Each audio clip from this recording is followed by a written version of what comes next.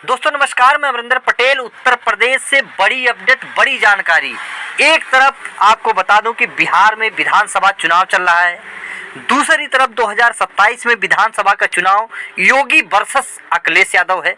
अब बड़ी अपडेट, बड़ी जानकारी आपको बता दूं, उत्तर प्रदेश में अखिलेश यादव ने जो पीडीए का एक समीकरण, जो सामाजिक न्याय की विचारधारा को मद्देनजर रखते हुए पीडीए का एक रेला, जिसको बोल सकते हैं राजनीतिक भाषा में, छोड़ गए हैं, उसको लेकर एक बड़ी अपडेट, बड़ी जानकारी, बड़ा हड़कंप। एक कद्दावर जमीनी सोशलिस्ट समाजवादी और सोशलिस्ट विचारधारा कम्युनिस्ट पार्टी में रहे कद्दावर जमीनी नेता के बेटे ने समाजवादी पार्टी ज्वाइन कर ली। आपको पता है अखिलेश यादव इस समय समाजवादी पार्टी के मुखिया हैं, समाजवादी पार्टी के राष्ट्रीय अध्यक्ष हैं और 2024 में भारतीय जनता पार्टी को हरा चुके हैं लोकसभा में। आज अखिलेश यादव की वजह से ही भारतीय जनता पार्टी, दिल्ली की भारतीय जनता पार्टी दो बैसाखियों पर है। एक तरफ नीतीश कुमार, दूसरी तरफ रेड्डी साहब।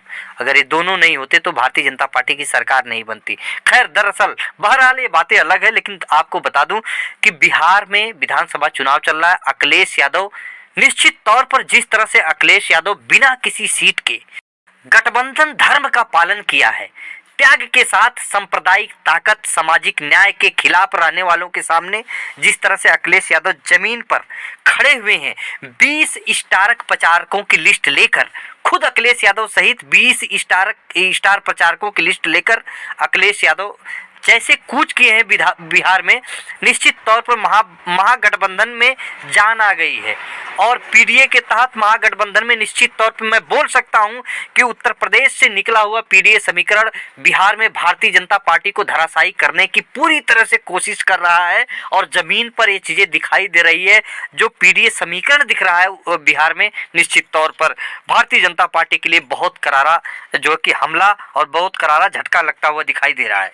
सपा मुखिया निश्चित तौर पर महागठबंधन और सोशलिस्ट विचारधारा को लेकर बिना सीट मिले भारतीय जनता पार्टी खेमे में बिहार में हड़कंप मचा रहे हैं।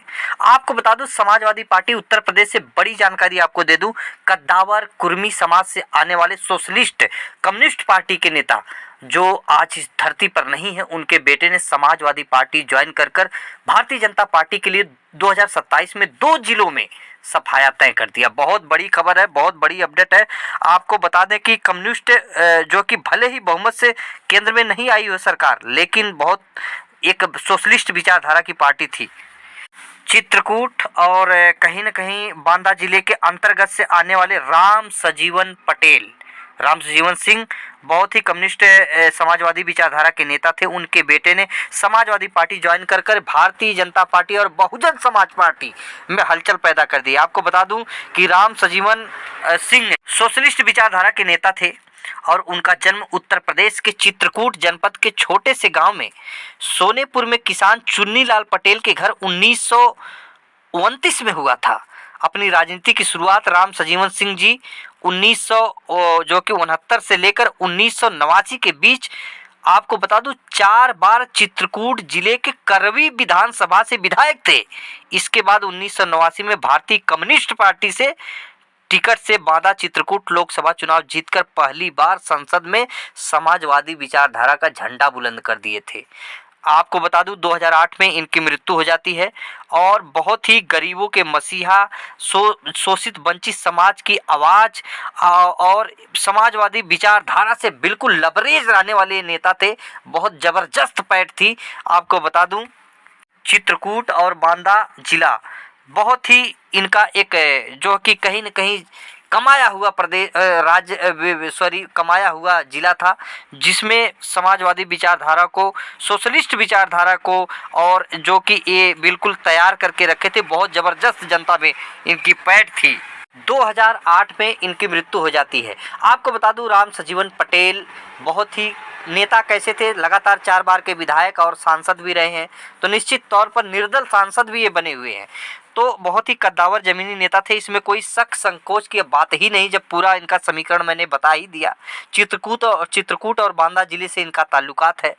लेकिन इनके बेटे ने, इनकी मृत्यु 2008 में हुई, अब इनके बेटे ने समाजवादी पार्टी ज्वाइन कर लिए हैं।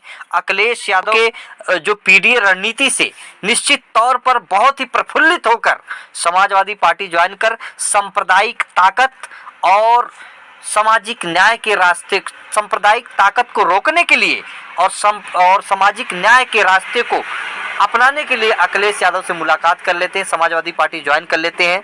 आपको बता दूं, बांदा और चित्रकूट की जो करवा विधानसभा सीट है वहीं से चुनाव लड़ेंगे। बहुत बड़ी अपडेट है, बहुत बड़ी जानकारी है। भारतीय जनता पार्टी में निश्चित तौर पर अंदरूनी भूचाल आ चुका है। बहुजन समाज पार्टी बिल्कुल बैकफुट पर है।